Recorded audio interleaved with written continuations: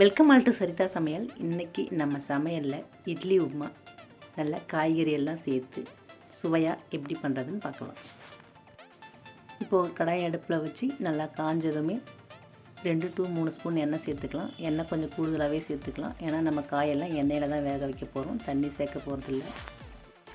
எண்ணெய் காஞ்சதுமே 1/2 ஸ்பூன் கடுகு, 1/2 ஸ்பூன் உளுந்து, இது கூடவே 1/2 ஸ்பூன் கடலைப்பருப்பு சேர்த்துட்டு நல்லா செவந்து வரட்டும், வறுத்து விட்டுடலாம். கடலைப்பருப்பு உளுத்தம்பருப்பாக செவந்ததுமே ஒரு வெங்காயம் பொடியை நறுக்கிட்டு சேர்த்துக்கலாம். இது கூடவே ஒரு கொத்து ஃப்ரெஷ்ஷான கருவேப்பிலை சேர்த்து விட்டு வெங்காயம் ஓரளவு வதங்கி வரட்டும், நல்லா வதக்கி விட்டுருவோம். வெங்காயம் பார்த்திங்கன்னா பாதி அளவு நல்லா வதங்கிருச்சு. இப்போது இதில் நல்லா நைஸாக கட் பண்ண ஒரு கேரட், எந்த அளவுக்கு நம்மளால் பொடியாக கட் பண்ண முடியுமோ அந்த அளவுக்கு கட் பண்ணிக்கலாம். ஏன்னா காயெல்லாம் நம்ம எண்ணெயில் தான் வேக வைக்க போகிறோம், தண்ணி எதுவும் சேர்க்க போகிறதில்ல.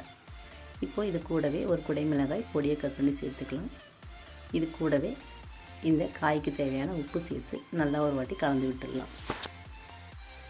உப்பு நம்ம இந்த காய்க்கு மட்டும்தான் சேர்த்துருப்போம், ஏற்கனவே நம்ம இட்லியில் உப்பு சேர்த்துருப்போம், அதனால் காய்க்கு மட்டும் சேர்த்துக்கலாம். சேர்த்துட்டு எண்ணெயிலே நல்லா பாதி அளவு வதங்கி வரட்டும். காய் நல்லா பாதி அளவு வெந்ததுமே இது கூடவே 1/4 ஸ்பூன் மஞ்சள் தூள், 1/4 ஸ்பூன் மிளகாய் தூள், 1/4 ஸ்பூன் கரம் மசாலா சேர்த்துட்டு இதை நல்லா கலந்து விட்டுக்கலாம். இது நல்லா கலந்து விட்டு ஒரு மூடி போட்டு அடுப்பை சிம்மில் வச்சுட்டு 3 நிமிஷம் நல்லா வேக வச்சுக்கலாம். அப்போ நமக்கு இந்த மசாலாவோட பச்சை வாசமும் மீதி உள்ள பாதி அளவு காய்கறி நல்லா வெந்து வந்துடும். பார்த்திங்கன்னா காய்கறிலாம் நமக்கு நல்லா வெந்துருச்சு, மசாலாவோட பச்சை வாசமெல்லாம் போயிருச்சு. இப்போது இதில் இட்லியை சேர்த்துக்கலாம். நான் மீதமான இட்லி தான் எடுத்திருக்கேன், 6 இட்லி எடுத்திருக்கேன். இதை நல்லா உதுத்து விட்டு இந்த காய்கறியில் சேர்த்துக்கலாம்.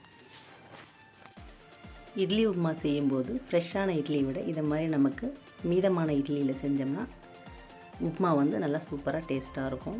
எப்பயுமே நம்ம இதை மாதிரி காலையில், இப்போ நமக்கு நைட்டு டிஃபன் செய்யணுன்னா, இட்லி உப்புமா செய்யணுன்னா காலையில் ஊற்றி வச்சு அது நல்லா ஆறினதுக்கப்புறம் இது மாதிரி உப்புமா செஞ்சோம்னா நல்லா டேஸ்ட்டாக இருக்கும்.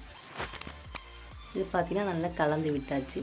இப்போது இதில் கொஞ்சமாக பொடியை நறுக்கின கொத்தமல்லி இலையை சேர்த்துக்கலாம். சேர்த்துட்டு அடுப்பை சிம்மில் வச்சுட்டு இதை 1 நிமிஷம் நல்லா கலந்து விட்டுக்கலாம். அவ்வளோதாங்க, இதை கலந்து விட்டு அடுப்பை ஆஃப் பண்ணிக்கலாம். ரொம்ப சுவையான இட்லி உப்புமா சூப்பராக தயாராகிடுச்சு. இதே மாதிரி நீங்களும் ட்ரை பண்ணி பாருங்கள். தேங்க்யூ.